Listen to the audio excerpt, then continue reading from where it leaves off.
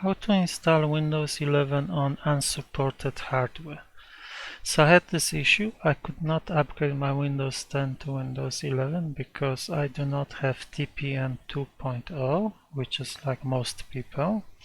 But there's a way to do the upgrade. So if you head to Blipping Computer website, there's a special script which will bypass TPM check.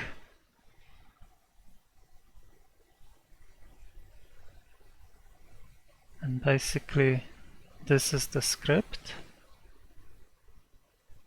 So here's the website with the tool, and if I scroll down, here's the script.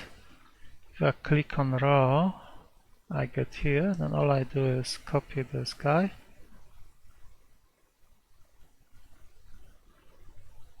and I run PowerShell in admin mode. And to toggle TPM check off on, I just paste the script.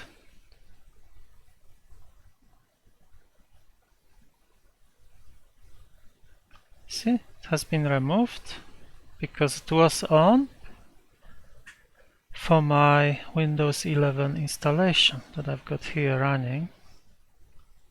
This is Windows 11 with the start menu in the middle.